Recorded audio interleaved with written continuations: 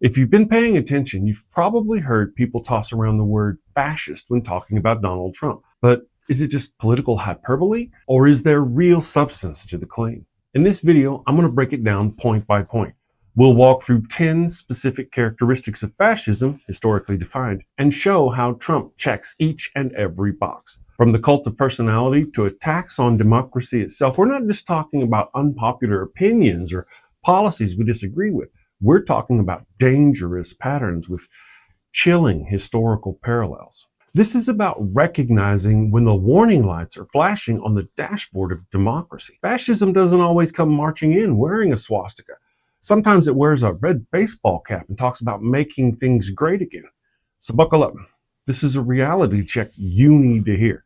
And if we ignore it, history has shown us exactly what comes next. So let's get into it. Here are the 10 ways Trump is a fascist. Number 10, weaponizing executive orders.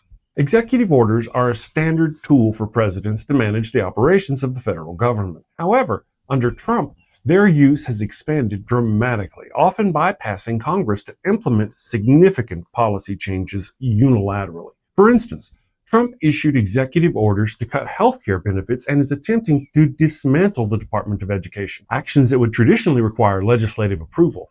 By doing so, he sidestepped the checks and balances designed to prevent any one branch of government from becoming too powerful. This approach undermines the democratic process, concentrating authority in the executive branch and setting a precedent for future overreach. It's a move away from collaborative governance towards unilateral decision-making, eroding the foundational principles of American democracy. Number 9, abusing national emergency declarations.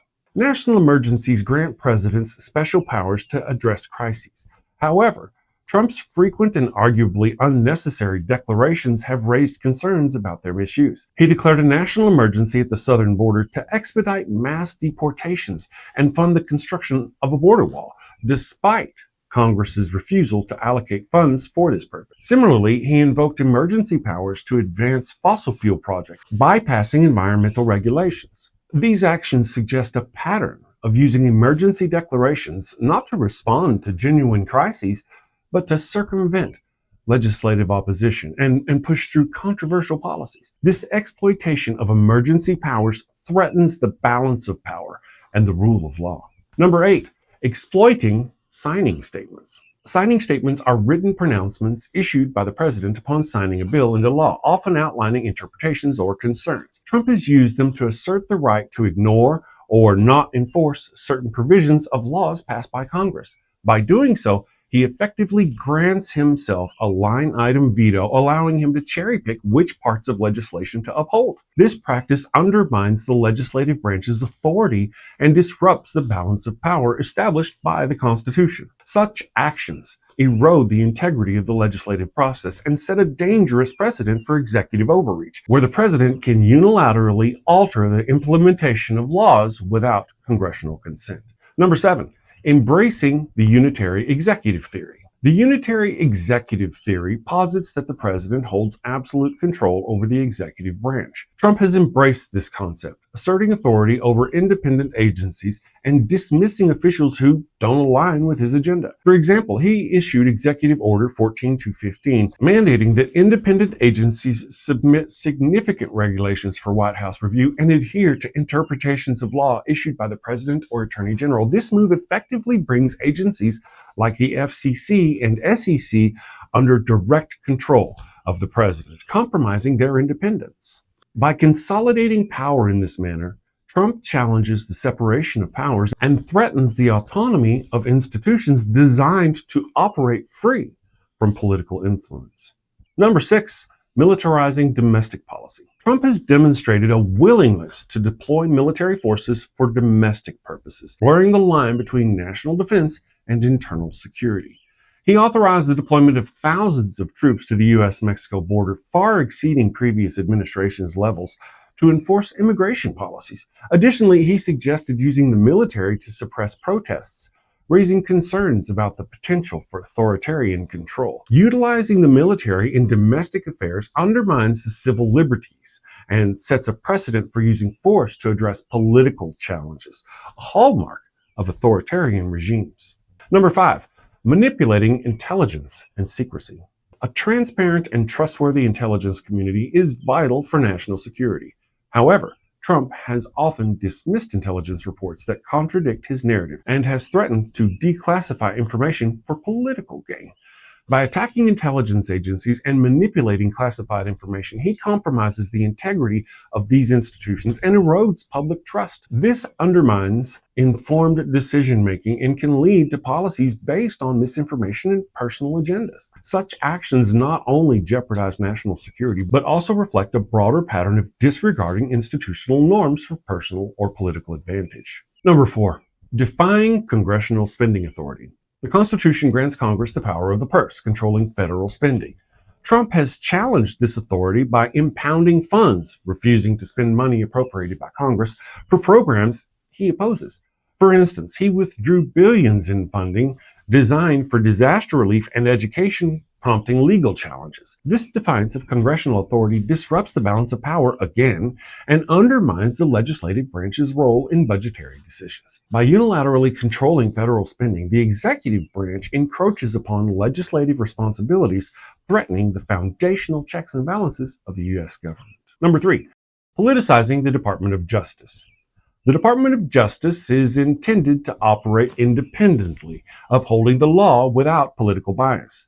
Under Trump, the DOJ has faced accusations of being used to protect political allies and target political opponents. He has publicly criticized federal judges, pressured the DOJ to investigate political adversaries, and intervened in cases involving his associates.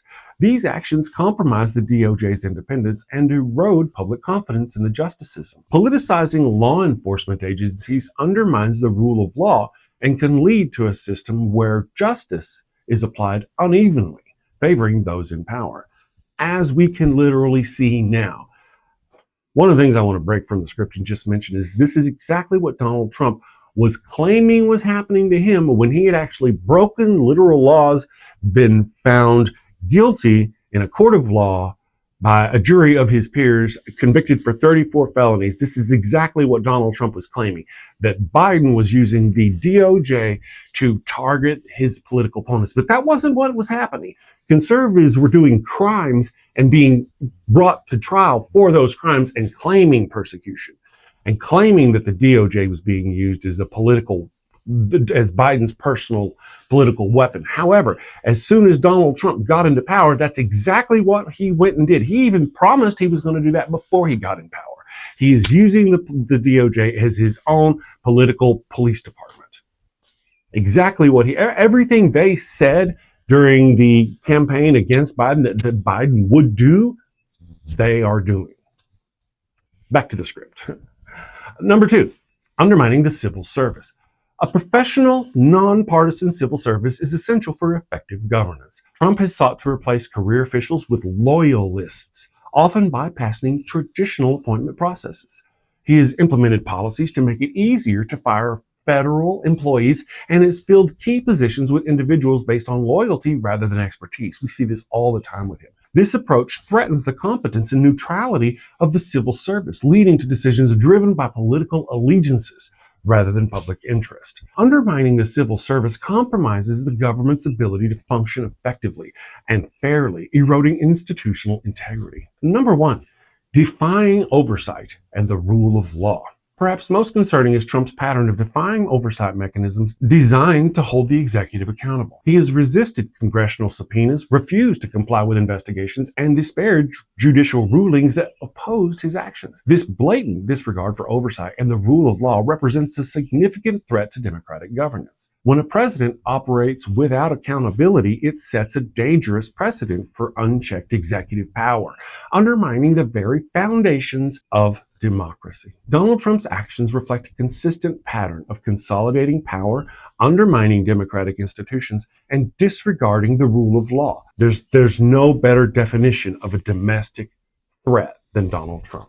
Each of these 10 points illustrates a move away from the principles of checks and balances and transparency and accountability that are essential to a functioning democracy. Now he can pretty much do anything he wants, and it's only going to get worse. We all need to be able to recognize the warning signs of authoritarianism.